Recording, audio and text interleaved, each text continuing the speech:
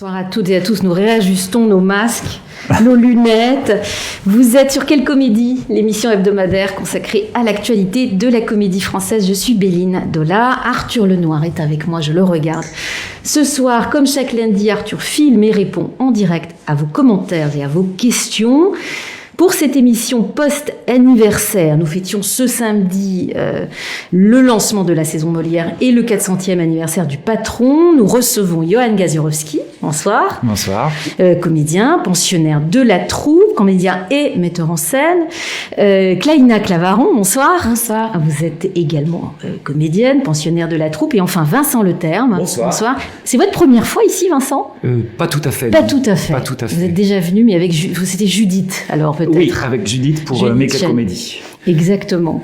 Alors Vincent Leterme, je vous présente. Vous êtes pianiste, vous êtes concertiste, vous êtes professeur au Conservatoire national d'art dramatique. Vous prenez part depuis de nombreuses années à de très nombreux spectacles de théâtre. Vous êtes l'auteur de nombreuses musiques de scène et d'arrangements musicaux, notamment pour la Comédie Française. Oui, c'est un peu là que j'ai commencé d'ailleurs, puisque je ne pensais pas forcément partir dans ces directions-là, mais voilà. Et puis ça s'est fait et j'ai mis les doigts dedans. Ça s'est installé. Oui, avec plaisir.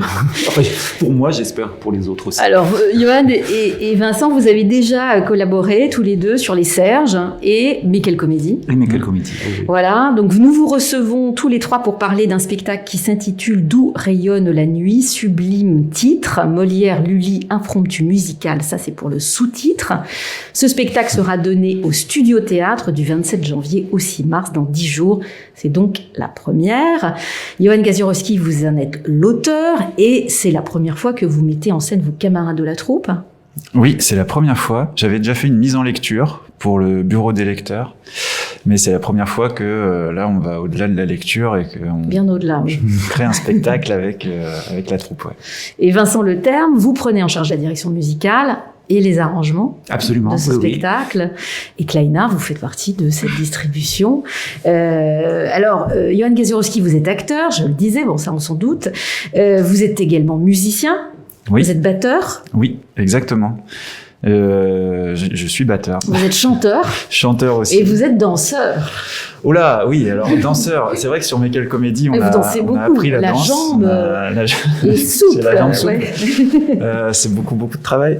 Non, là, il faut remercier, pour ce qui concerne la danse, c'est sur Mes Quelle Comédie, c'est Ghislaine Lefebvre qui nous a vraiment orientés et qui a fait en sorte qu'on donne l'illusion. Mais c'est vrai qu'on a un petit goût pour la danse aussi. Et qui vous a mis en scène dans Musical. Dans Musical aussi. Mais c'est vrai que voilà, 3 disciplines. 4e, puisque maintenant vous êtes metteur en scène. Voilà. Et vous êtes auteur. Oui, alors en ce qui concerne l'écriture, c'est vrai qu'il s'agissait d'inventer des petites situations. Enfin, on va parler du spectacle après, mais pour revenir vous êtes retrouvé auteur, metteur en scène à la demande d'Éric Ruff, ou vous êtes allé dire à Éric Ruff, tiens, j'ai une idée. C'est justement, c'est en lien avec ce qu'on disait sur les disciplines qu'on pratique, la danse, le chant, le théâtre. Eric sollicite souvent les acteurs et metteurs en scène maison pour le format cabaret qui a lieu au studio. Donc là, à nouveau, il nous a sollicité, Vincent et moi, pour inventer un spectacle autour de Molière et Lully, en suivant les codes du cabaret qui a lieu au studio. Donc oui, c'est aussi parce que on a cette pratique un peu transversale qui nous sollicite. Donc c'est effectivement Eric qui m'a sollicité et qui a sollicité Vincent. Et alors donc il vous demande d'imaginer un cabaret autour de Molière, la musique de Lully et puis quoi alors, comment ça commence? Au départ, c'était pas spécialement autour de Lully, c'était plutôt sur de la musique que Molière aurait pu entendre. Après, il se trouve que dramaturgiquement, toi, tu t'es passionné pour l'histoire de Molière et Lully, de leur rapport, les deux Baptistes. Deux Baptistes, comme les appelait Madame de Séville. Voilà, absolument. Et du coup, très vite, l'axe musical a pris une grande couleur Lully, puisqu'il y a de toute façon, en plus, énormément de matériaux, notamment tout ce qui est extrait des comédies ballets, dont on parle pas mal dans le spectacle. On va y revenir. Pourquoi ce titre sublime, D'où rayonne la nuit? Parce que c'est vraiment un très beau titre. Oui, il s'agissait de trouver un titre, donc il y avait le cabaret. Il s'agissait d'avoir l'idée de trouver un titre. Il y avait le cabaret Molière possible, l'impromptu Molière, etc. Mais je voulais aller un petit peu plus loin. Et puis comme il y a eu quand même de beaux titres sur ces cabarets-là, il y a eu l'Interlope, il y a eu les Serges, comme une Pierre-Qui aussi, qui était à sa manière une forme de théâtre en musique. La fabrication d'une chanson de Bob Dylan. Voilà. Ouais. Ce titre m'est venu au cours d'une relecture des Contemplations d'Hugo, que je connaissais assez mal les poèmes d'Hugo, mais en relisant ça, j'ai vu un oxymore qui était assez évocateur de la relation ambivalente que j'étais en train de découvrir entre Molière et Lully, sur laquelle on pourra revenir, mais en tout cas, j'y ai vu vraiment ce signe-là, et en plus de ça, ça évoque la nuit, et c'est vrai que Molière et Lully travaillaient pour des spectacles qui se terminaient souvent au milieu de la nuit, et qui permettaient au roi de proposer à sa cour des nuits rayonnantes, brillantes. C'est quoi cet oxymore alors? Parce qu'il y a, là vous en avez cité une partie. Ce soleil noir d'où rayonne la nuit, c'est un des vers des contemplations. Des contemplations, voilà, et donc c'est cet oxymore-là qui m'a tout de suite éveillé. Je me suis dit, tiens, si on prend juste d'où rayonne la nuit, c'est intéressant, ça fait un beau titre. Après, le beau titre ne fait pas le beau spectacle, mais en tout cas, c'est déjà ça, parce qu'au moins, il y a un titre. Le titre est arrivé avant le spectacle, ou alors oui, assez vite, assez vite. Oui. Alors, et ce format, l'impromptu, je sais pas, vous rappelez ce qu'est un impromptu en musique, et puis en théâtre, parce que je pense que le mot impromptu, tu l'as pris à l'impromptu de Versailles. Complètement. Qui est une pièce de Molière. Voilà, qui est une pièce de Molière, et dans laquelle la particularité, c'est que les acteurs portent leur propre nom. Et tu as repris ce point de départ là aussi, puisqu'il y a Kleina, Johann, Serge, Elsa, et que après je vais Viran et Elissa. Voilà, non, mais d'en parler. Oui, l'impromptu me semblait... Le principe de l'impromptu, d'un point de vue théorique, c'est quoi? C'est une comédie de comédiens, c'est-à-dire qu'on met en scène les comédiens, les artistes en train de créer, en train de réfléchir. En tout cas, si on prend ce qui a été fait sur l'impromptu de Versailles.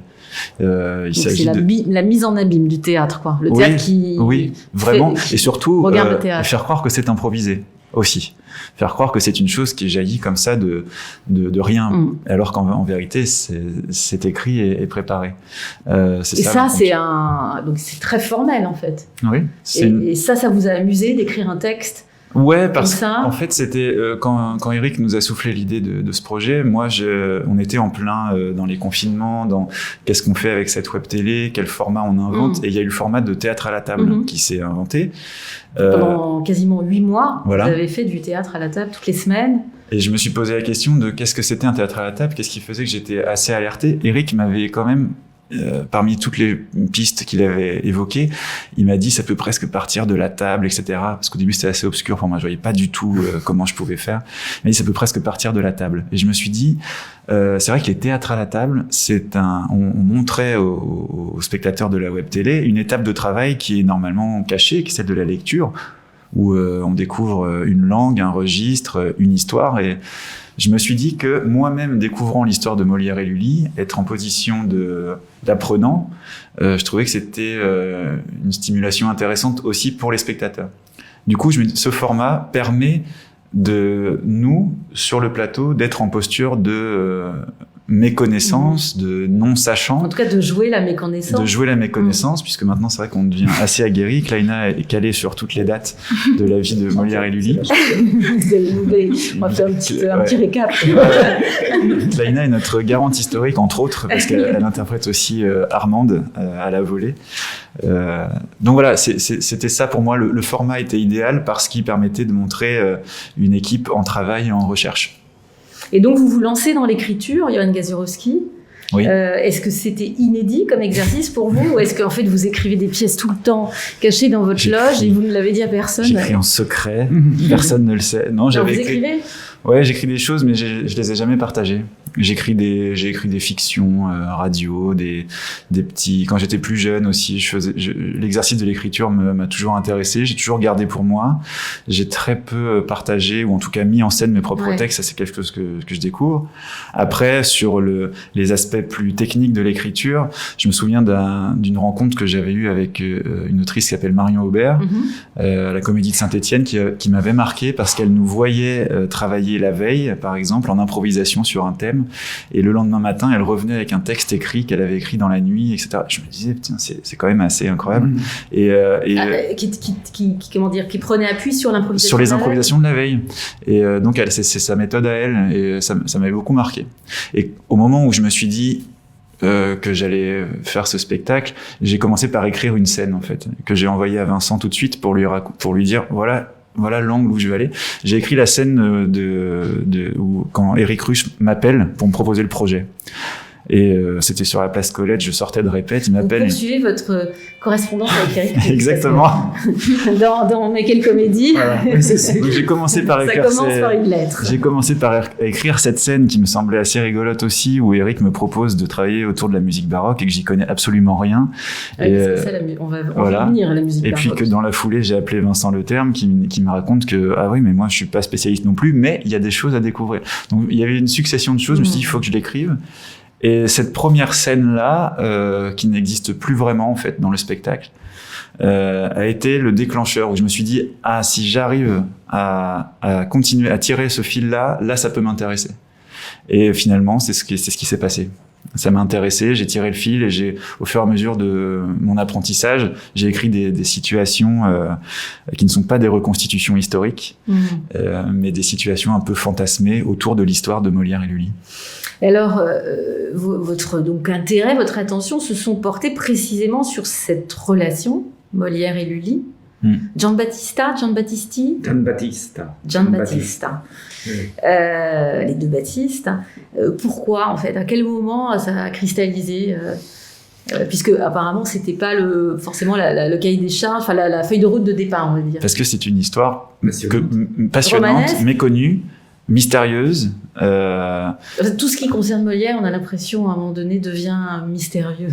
Oui, parce qu'il reste pas grand-chose. Il manque des choses. Oui, et puis c'est quand même l'histoire de la création à quatre mains. Enfin, ça c'est quand même c'est totalement fascinant. Il y a d'autres exemples dans l'histoire de la musique et du théâtre confondus, mais là il y a vraiment deux auteurs qui ont pendant quelques années travaillé la main dans la main. C'est quand même assez. Pendant 10 ans à peu près. Oui, c'est quand même assez fascinant. C'est quand même assez fascinant et en plus pour finalement se séparer, prendre des chemins différents. Voilà, tout ça. Tout ça sur fond de pouvoir, bien de entendu, royauté, évidemment, oui, de création artistique, mais aussi de lutte de pouvoir. Oui, oui, bien sûr, de pouvoir aussi se faire aimer du roi pour en attirer les faveurs et avoir voilà. Donc il y avait, c'est vrai, d'avoir une protection financière, absolument, du roi, parce que c'était quand même par lui que venaient les. Elle était de quelle nature cette relation que vous avez fantasmée?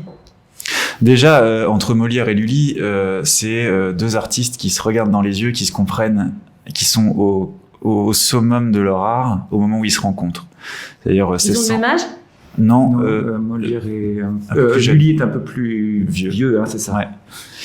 Non, alors non, plus jeune. On a oublié maintenant. Apparemment. C'est en 1600. Là, n'hésitez pas à les interrompre. Oui. J'ai l'impression qu'il. Ouais, c'est vrai. Nous, on est en boucle. C'est 1661, donc la première rencontre. Et ils sont vraiment à un moment donné de leur carrière où l'un et l'autre ont accompli un certain nombre de choses. Et quand ils se rencontrent, ils savent faire les choses, ils savent travailler vite et ils savent ce qui fonctionne. Et surtout, ils ont extrêmement conscience de ce qui plaît au roi. Et ça, c'est une donnée qui est essentielle puisque le roi va les solliciter au fur et à mesure. Il va les obliger à travailler ensemble finalement. Et puis eux vont construire leur relation. Et il se trouve que ça marche. En fait, c'est un duo contraint. Au départ, c'est un. Ils se connaissaient avant quand même. Il y a une communion d'intérêts. Le chef est Molière, puisque si je comprends bien, en fait, à ce moment-là, c'est le poète qui donne la note. Eh ben, non, Kleina. Lully, ouais. Je vois Kleina qui fait ça. Lully était poète aussi. Lully aussi écrivait. C'est qu'ils sont tous les deux pluridisciplinaires. C'est ça qui est assez étonnant, parce que d'ailleurs, il y a beaucoup d'airs où c'est lui qui faisait les paroles aussi. Et puis surtout, il jouait sur scène. C'est ça qui est quand même étonnant. Oui, là, Lully pouvait jouer l'acteur. Et Molière chantait.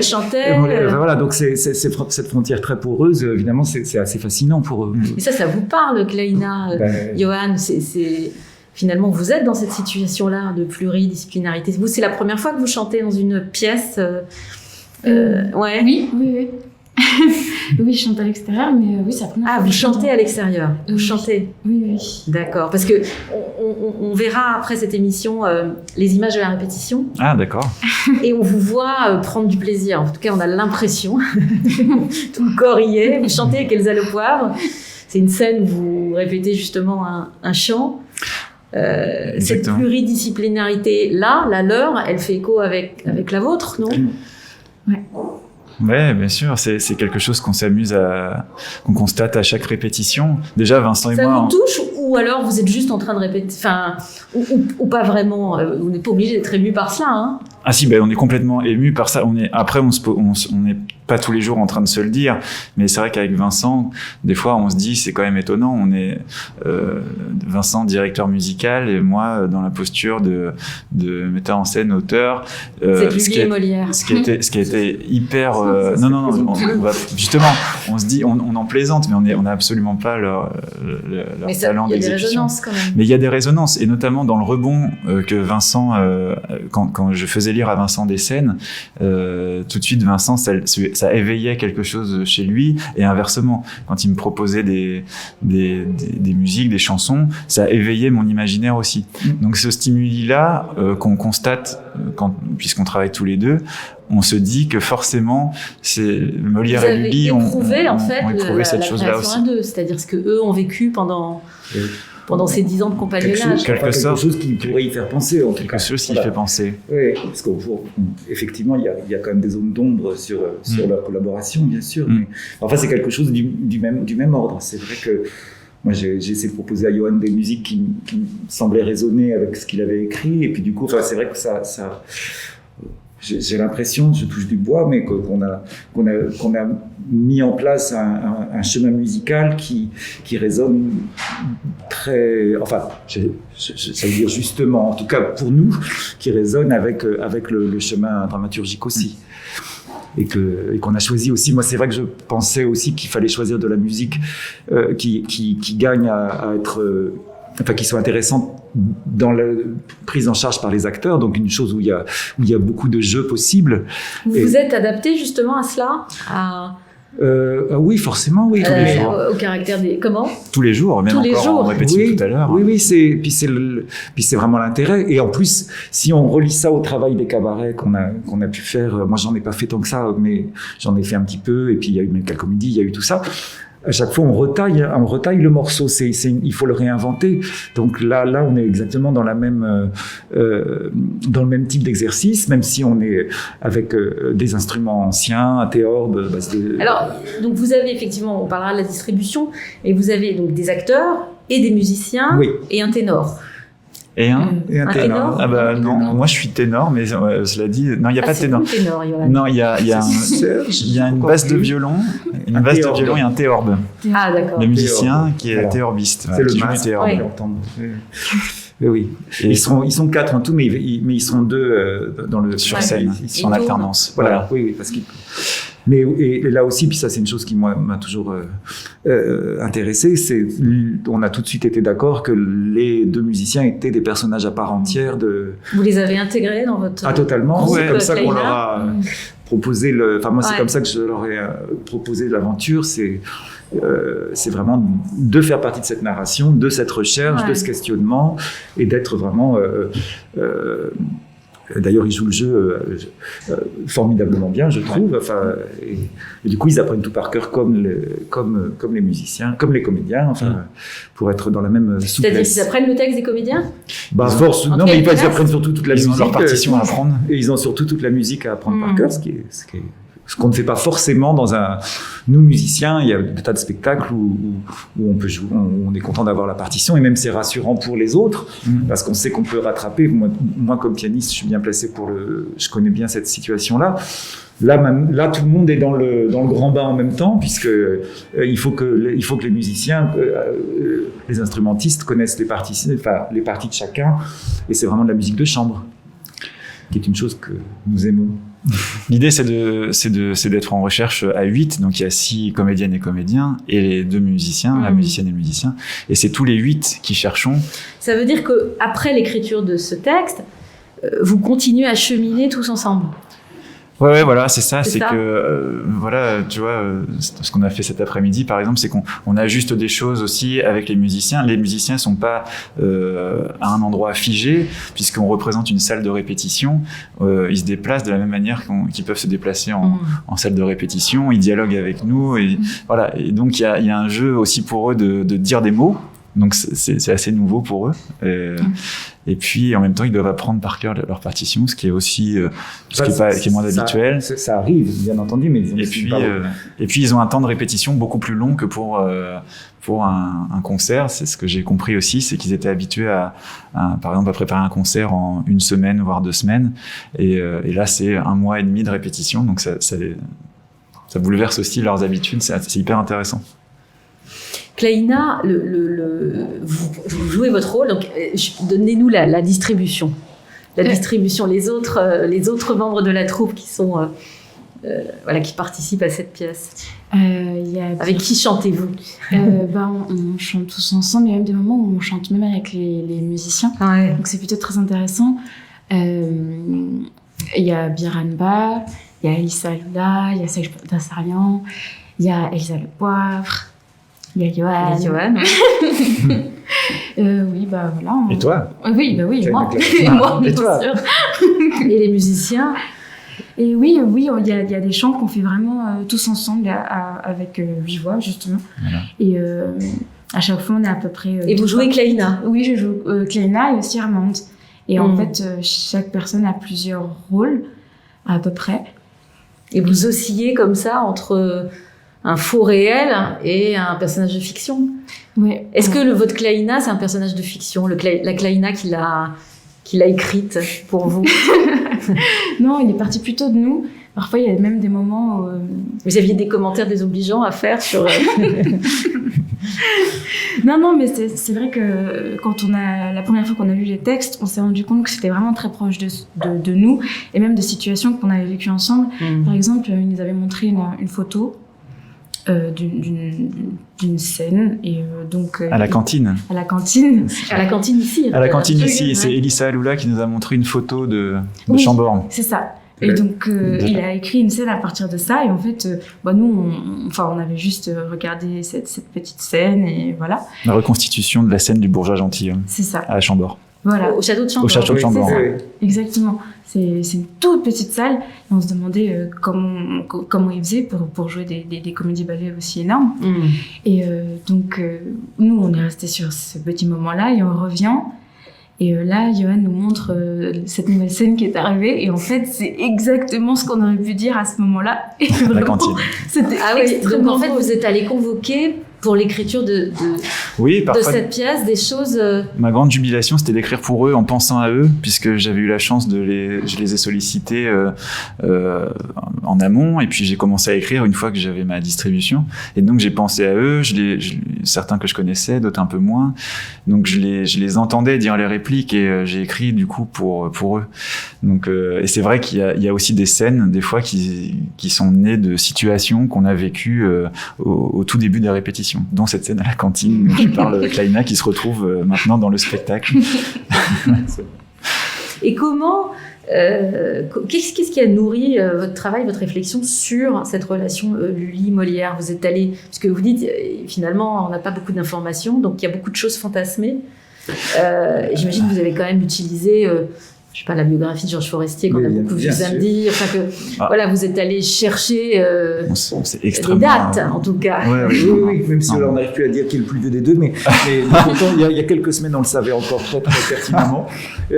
Mais c'est extrêmement documenté. C'est vrai qu'on a lu beaucoup de vous choses. avez beaucoup lu? Oui, bien sûr. Oui. En fait, vous avez absorbé peut-être tout ce qui existait comme information. Tout, ça serait peut-être pas tout, présomptueux, mais non. Mais on s'est documenté, ça c'est sûr, énormément. Cet été, on a bien. Mais c'est vrai que du coup, moi j'avais lu la très belle biographie de Jérôme Delagorce sur Lully, et que d'ailleurs Elissa Aloula m'a emprunté ensuite, parce que comme elle endosse assez souvent le personnage de Lully, elle a eu envie de se plonger dedans aussi, et puis du coup, toi, tu étais plongé dans Forestier, voilà, et on échangeait on faisait croiser Forestier nos qui a écrit donc une biographie de Molière. Magnifique. Et du coup, voilà, c'était évidemment quand même, c'est des supports. C'est ce qui a structuré ensuite peut-être un récit plus libre.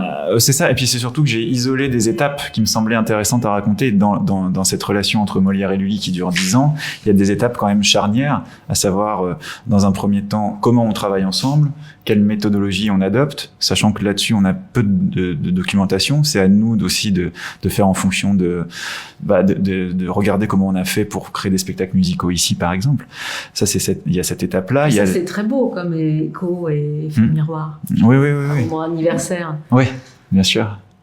Puis il y a l'étape aussi de le roi nous passe une commande, comment on y répond très rapidement, parfois en 5 jours. Il crée des spectacles en 5 jours. Vous avez 5 jours pour faire des... Il y a une demande qui a eu lieu comme ça en 5 jours pour l'amour médecin.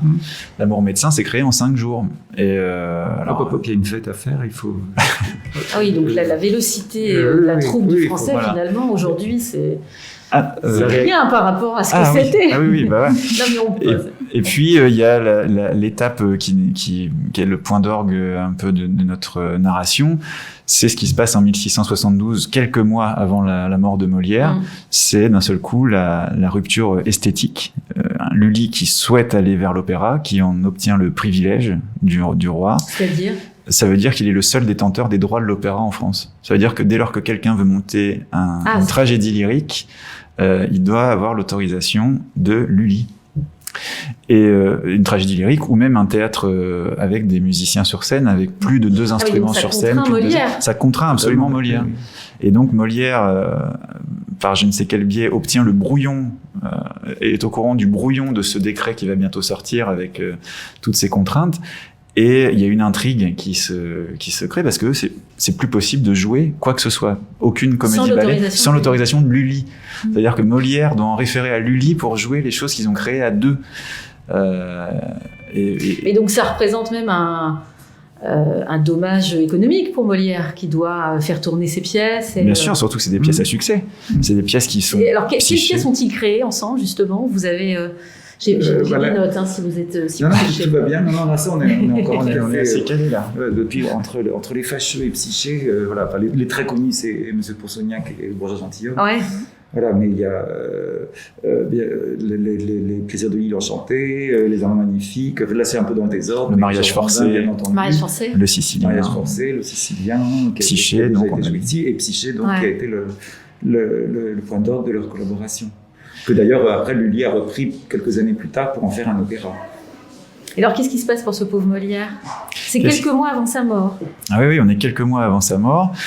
C'est aussi la période où Madeleine disparaît, meurt. Qu'est-ce qui se passe pour Molière, très concrètement ? Il y a une intrigue auprès du roi, puisqu'on n'a pas encore parlé du rapport au roi, mais quelque chose d'assez mystérieux. Et il y a une intrigue auprès du roi pour désamorcer ce décret, ou en tout cas essayer d'en atténuer la frappe. Donc au moins avoir les musiciens nécessaires pour jouer les comédies-ballets, donc plus de 2 musiciens, et qu'on puisse chanter plus de 2 chansons. Oui, parce qu'ils ont créé ensemble les comédies-ballets. Ah bah oui, ils ont créé ces spectacles-là ensemble, mais il y a quoi ? Il y a des dizaines de musiciens, et puis il y a 5-6 chansons par spectacle. Ça veut dire que d'un seul coup, il faudrait renoncer aux musiciens et aux airs. Donc il y a une intrigue qui fait que Armande, notamment, auprès du roi, en tout cas l'entourage de Molière et Molière même, obtient un assouplissement de ce privilège. Une dispense, une sorte d'accord. D'accord, pour que finalement, ce soit pas aussi sévère que ça et que ça mette moins en péril la troupe du Palais Royal. Et Molière pourra ainsi créer le Malade imaginaire. Il pourrait écrire le Malade imaginaire. Avec un autre musicien. Mais avec un autre compositeur. Avec Charpentier. Oui. Avant, il y a la Comtesse d'Escarbagnas, dans laquelle il reprend Charpentier revisite des extraits de l'image forcée et tout ça. D'ailleurs, on en fait un petit bout dans le... Et puis, évidemment, la pièce très connue, c'est le Malade imaginaire. Et donc, tout ça, sans dévoiler complètement la pièce, tout ça, vous vous en saisissez et vous le racontez. Voilà. Et vous faites écho avec aujourd'hui. Avec des oui, comédiens. En fait, on se pose la question, nous, Kleina, Johan et toute la description, on se pose la question de ce qu'on peut raconter de Molière et Lully et ce qu'on peut chanter du répertoire qui leur est associé. C'est vraiment le postulat de départ. Tout en sachant qu'au fur et à mesure du spectacle, on ajuste un petit peu on oriente un petit peu notre narration en fonction des apports historiques, notamment que Kleina nous communique, parce que c'est vous la garante historique. C'est vous la Georges Forestière. Oui, complètement. De la pièce. Ouais. Maintenant, on ne retient plus les dates parce qu'on sait que c'est Kleina. C'est son rôle. Elle est supposée tout savoir. Donc, Et comment vous vous êtes attaqué au baroque? Parce que moi, je vous ai vu dans les Serges, vous faites de la batterie, de la guitare. Je fais rien de tout ça, là. Là, rien du tout. Électrique. Ouais, non, moi, je fais rien de tout ça. La comédie musicale, un peu plutôt Broadway que... Je dois avouer que la viole de gamme, en fait. Oui, complètement. Comment est-ce que... Et vous, Vincent, vous connaissez fort bien la musique, mais ça n'est pas votre spécialité. Oui, mais en fait... Comment vous y êtes allé sans peur et sans reproche? Sans reproche, on verra, mais sans peur, c'est de se dire que c'est de la musique, de toute façon.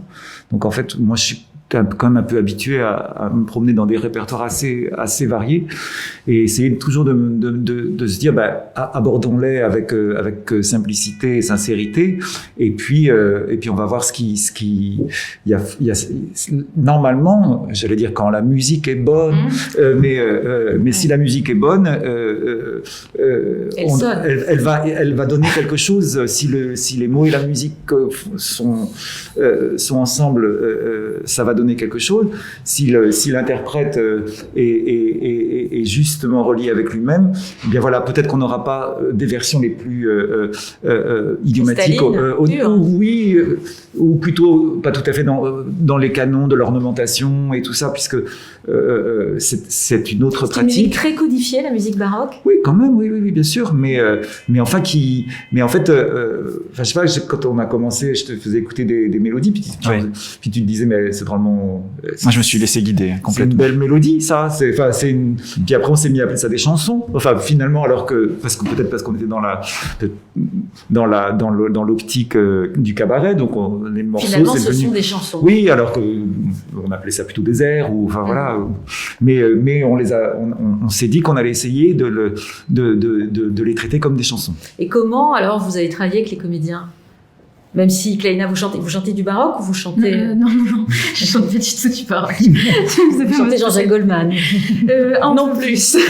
Mais pas que. Pas que. Oui, comment est-ce qu'on les amène tous à y aller, quoi, à se saisir de ces textes, de ces chansons, de ces rythmes, et à ne pas hésiter à le faire? Je sais plus. Comme Lisle vous a emmené gentiment vers la danse. Ouais, c'est très simple, c'est qu'on ouvre une salle de répétition, il y a un piano qui est là, il y a Vincent qui arrive avec des partitions et qui nous fait entendre la mélodie qu'il a envie de nous... Et puis très vite, on a plusieurs tessitures qui s'en mêlent et assez vite le premier chant, je me souviens, le premier chant qu'on ait fait, c'était marquant, c'est que Vincent nous dirige sur c'est l'air de le chant des trembleurs. C'est des gens qui ont froid et qui disent que le froid qui les gèle et les empêche de chanter, etc.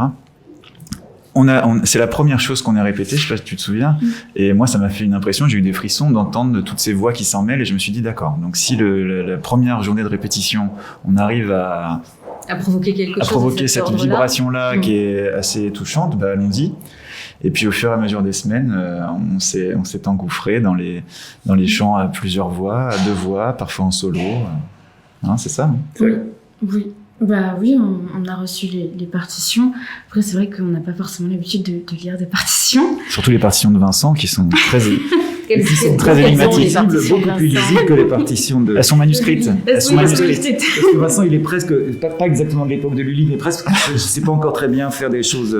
à la plume, voilà, donc j'écris beaucoup les choses à la main. Donc, et en fait, comme sur ces partitions-là, il y en a beaucoup qui datent aussi qui ont été copiées par un copiste qui s'appelait Philidor au XVIIe siècle. Et finalement, là, du coup, quand je donne un truc copié par moi, il trouve que c'est beaucoup plus lisible, forcément, parce que c'est voilà, donc j'ai repris un peu de... Mais c'est vrai que c'est une musique par rapport à du cabaret ou des choses. Des fois, on peut apprendre des chansons juste à l'oreille. Là, on s'est rendu compte que il y a évidemment des lignes de chant, des choses où la partition ça aide même si on ne lit pas précisément la musique, de voir tout le monde a pris goût à regarder la partition parce que ça donne des repères. Quoi, ça veut dire que tout le monde dans la distribution sait lire une partition? Non, mais moi-même je ne sais pas lire une partition. Mais un petit peu. Je vois que ça monte ou ça descend. Maintenant, c'est vrai que de manière un peu, je comprends maintenant une partition, mais moi, mes leçons de solfège étaient très très loin dans ma vie pour que je puisse déchiffrer une partition tout seul. Par exemple, quand vous jouez les serges et qu'il faut apprendre. Quand je joue de la batterie, c'est d'autres partitions déjà que les solfèges avec les notes. Donc, mais non, c'est plutôt après ça, c'est des constructions instinctives et plus à l'oreille, quoi, sans partition. C'est comme ça qu'on a fait pour les serges. C'était on se transmettait, c'est assez intéressant d'ailleurs, notamment Martin Leterme, Vincent Leterme venaient nous montrer par exemple à la guitare des choses. Oui, mais par exemple Sébastien et Stéphane sont des guitaristes quand même de plutôt haut niveau et eux-mêmes pouvaient être à l'initiative de choses mais on pouvait aussi leur montrer. De la même manière là, c'est pas possible avec le baroque? On peut on peut écouter des choses. Il y a énormément d'enregistrements, mais quand bien même on écouterait ces chants-là, on ne les reconnaîtrait pas parce que Vincent aussi a fait un travail non seulement de direction musicale, mais d'arrangement pour, par exemple, transformer des duos en chœurs. Donc, on n'entendrait même pas la même chose. Un petit peu adapter les choses aussi. Et puis, alors après maintenant, c'est vrai qu'au début je disais, écoutez pas trop des versions enregistrées parce qu'on va essayer de trouver une liberté à nous, quelque chose qui nous appartient. Après maintenant, je suis sûr que vous réécouteriez des choses, vous mesureriez le chemin et ça serait intéressant même d'écouter des versions déjà enregistrées. Mais c'est vrai que oui, on a essayé de... En vrai, plutôt de partir des partitions et de voir ce qu'elles nous racontaient finalement, puisque moi j'ai pas mal joué, chanté pour... Votre choix justement de partition, Vincent, vous l'avez fait... Comment en fait, avec un ping-pong avec Johan, en fonction de l'histoire? C'est ce qu'on racontait, oui. Vous êtes allé chercher des chansons, des airs... Des choses qui nous paraissaient rebondir à la fois, comme je l'expliquais tout à l'heure, des choses où on peut jouer. On peut jouer la chanson. Oui, on a quelque chose. On n'est pas juste dans la ligne vocale, mais on a une vraie prise de parole. On a une vraie, parce qu'il y a pas forcément, c'est pas forcément joué, mais que déjà que les mots soient au même niveau que la ligne vocale.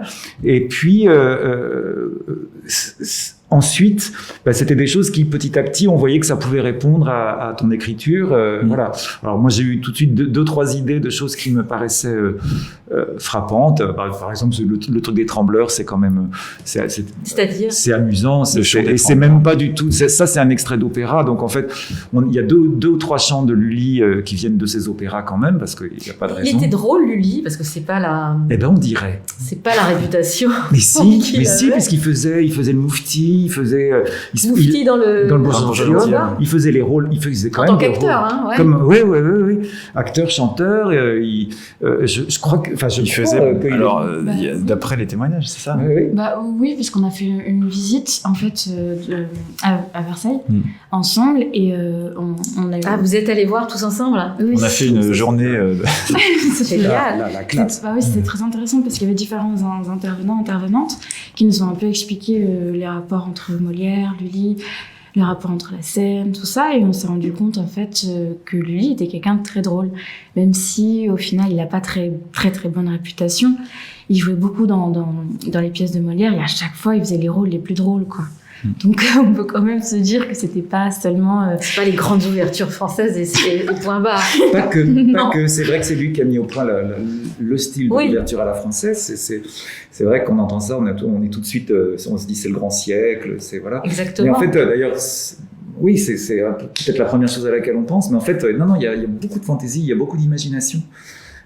Enfin, ça nous a petit à petit frappé, quoi, comme il y avait de la poésie, et puis surtout de l'imagination. C'est vraiment étonnant. Alors, on avait dit pas la perruque pour jouer Molière. Ça, c'est une réplique. C'est du Gaziorowski. C'est du Gaziorowski. Une réplique à bien ras-de-bas. J'en déduis que vous avez mis vous aussi de la fantaisie et de l'humour. Oui, et est-ce que c'est une comédie? Est-ce que c'est quoi votre non, histoire? ça se situe pas. Je sais pas si on peut le classer. C'est un impromptu. Donc non, c'est à partir du moment où on se pose la question de est-ce qu'on a le droit de faire ça, de représenter Molière comme ça, est-ce qu'on a le droit de chanter ça comme ça, on peut vraiment faire ça, est-ce qu'on peut dire ça de cette histoire-là, est-ce qu'on peut jouer cette situation-là, c'est pas grave si à partir du moment où on part de ce postulat-là, ça peut amener tous les décalages. Et moi, c'est vrai que je suis assez sensible à l'humour absurde, l'humour anglais, où il y a des choses que j'ai pas pu m'empêcher d'écrire, qui peuvent nous faire esquisser des sourires. Oui, certainement. Je trouve que on dévoile pas la scéno et les costumes, mais il y a quand même des... il y a des éléments disruptifs, on va dire. On part du principe qu'on est la troupe et qu'on va parler de ceux qui ont fondé notre troupe. On va parler d'Armande, de Madeleine, de Molière, et on va parler de leur interaction, de Lagrange, et on va parler de leur travail avec quelqu'un d'extérieur à la troupe, Lully. Et donc nous, à partir du moment où on met en place ça, c'est vrai qu'on peut pas résister à l'idée de nous montrer nous maintenant, acteurs et actrices de la troupe, en recherche sur le passé de notre troupe. C'est comme ça que moi j'appréhende le volet historique et que je veux qu'on y amène une chose un peu dynamique aussi. Laïna, vous vous amusez, là vous êtes à 10 jours de la première. C'est un moment, je sais pas, j'imagine que c'est jamais la même chose, mais traditionnellement c'est un moment où la tension commence à monter un peu, on n'est pas loin de délivrer. Vous êtes dans quel état tous, et vous en particulier? J'avoue que je m'étais pas rendu compte que c'était dans 10 jours, mais... Alors je vous le dis, c'est le 27, et nous sommes le 17. Oui, mais là on vient d'arriver au plateau il y a pas très longtemps. Donc au Studio Théâtre, vous êtes sur la scène sur laquelle vous allez jouer. Ouais, c'est très stimulant. Et c'est vrai qu'on est un peu stressé, mais pour le moment, on est quand même plus détendu que stressé. Il y a beaucoup d'amusement, on est encore en recherche, c'est très excitant. Tout n'est pas encore figé, enfin rien n'est encore figé justement, donc on ne sait pas encore complètement. Est-ce que ce sera jamais figé en fait? Ah si, ça va finir par être figé. On a eu beaucoup de retard parce qu'on a été les uns les autres plus ou moins concernés par l'épidémie en cours. Donc on s'est retrouvés tous ensemble pour la première fois depuis un mois. Pendant un mois, on n'a pas réussi à être tous ensemble. Donc pour un spectacle choral, c'était compliqué. Chacun s'absentait au fur et à mesure des semaines. Et là, on s'est retrouvés, et c'est au moment où on arrive au Studio Théâtre, on quitte la salle de répétition, où finalement on a ces 10 jours-là. Finalement, on se dit, on continue notre petite perspective avec le XVIIe siècle, on crée un spectacle en 10 jours, pourquoi pas, sachant qu'on a beaucoup travaillé quand même musicalement auparavant. Et voilà. Donc oui, vous avez travaillé techniquement, vous avez travaillé les chants, les voix. Pour être tout à fait honnête, oui. Si, mais c'est vrai que oui, là, les dernières semaines, quand il en manquait. Oui, d'accord. À 3, oui. Mais est-ce que donc alors... Vincent a joué le texte de Kleina, par exemple. À un moment des répétitions, Vincent. Mais finalement, c'est une grande chance, parce que vous allez 10 jours sans masque. Non, on est en répétition, on est masqué. Ouais. C'est ça que vous voulez dire? Mais oui, puisque vous avez tous Ah oui, non, on est contaminés, masqué. On est encore masqué en répétition, ouais. Ça viendra que plus tard, ça. Oui, et puis les musiciens ne sont pas tombés malades. Ah, zut. Pour rentrer dans le détail, le carnet de santé du spectacle. Très bien, écoutez, merci infiniment à tous les trois. Merci, ça donne très très envie. Et voilà. Et d'ailleurs ici, quand on parle de spectacle, je sais pas, ça suscite beaucoup d'enthousiasme et de curiosité, parce que c'est en soi une vraie curiosité. Et puis voilà, c'est votre première mise en scène, Johan Gaziorowski, donc c'est formidable. C'est un plaisir en tout cas. Et puis on retourne travailler là. Là tout de suite. Oui. Bon, alors je vais vous libérer. Merci à tous les trois. D'où rayonne la nuit, Molière, Lully, l'impromptu musical au Studio Théâtre du 27 janvier au 6 mars.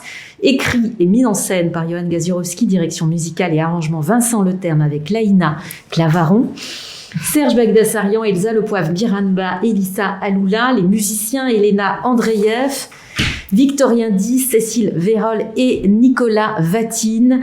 Tout de suite, un moment de répétition filmé vendredi 14 janvier, déjà diffusé ce samedi au moment des 6 heures de direct de l'hommage à Molière. Ah oui. Merci de nous avoir suivis. Bonne semaine à tous avec la Comédie Française.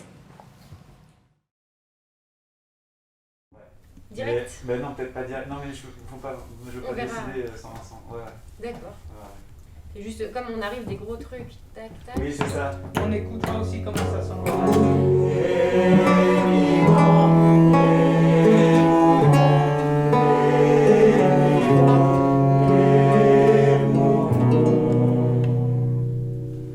La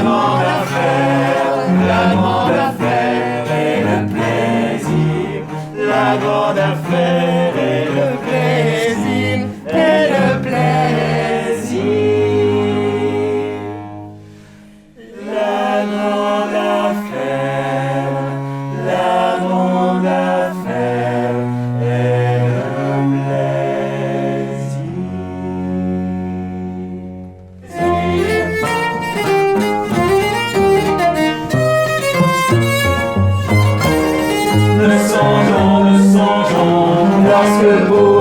S'assemble, les plus sages se ressemblent.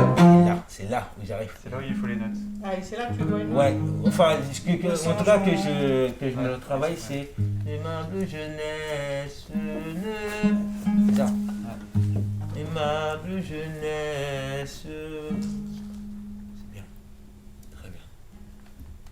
Ne songeons qu'à nous réjouir. À moi, monsieur, maman, de grâce à moi, monsieur, mangez-le s'il vous plaît, à votre serviteur. À moi, monsieur, maman, à moi, monsieur, à moi, mon père, monsieur, à votre serviteur, à votre serviteur. À moi, de grâce à moi, monsieur, s'il vous plaît, à votre serviteur. De grâce à moi, monsieur, s'il vous plaît, à votre serviteur. On va garder comme ça, ouais, parce que c'est plus simple. Ouais. Yann Susu. On ne C'était voit pas ça que tu disais, Léna? On ne... normalement, ça part tout de suite, mais comme ça, c'est beaucoup plus logique, c'est beaucoup mieux comme ça. C'est mieux comme ça. Vous partez Yann D'accord, Papa. oui, c'est ça. C'est pas Ya Papa. C'est Ya, papa.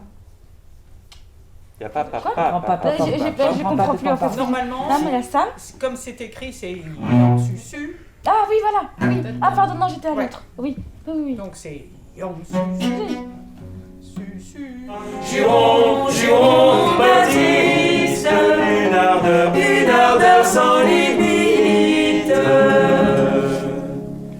Buvons, chers amis, buvons, le temps qui fuit nous y convie. Profitons de la vie autant que nous pouvons. Quand on a passé le monde noir, adieu le bon vin, nos amours. Dépêchons-nous, dépêchons-nous de boire. On ne boit pas toujours. Vous et le vin, vous prêtez des armes. Piglialo su questo serviziale. piglialo su, signor Monzù, piglialo, piglialo, piglialo su, piglialo su, signor Monzù, piglialo, piglialo, piglialo su, piglialo, piglialo su. Mi faremo ridere con il nostro canto armonico, star per guarirvi siamo venuti qui. Bandi, bandi, bandi, bandi, bandi, bandi, bandi, bandi. Bravo! Alors c'est extraordinaire. Je trouve que vous êtes exceptionnel. Merci beaucoup, Marie.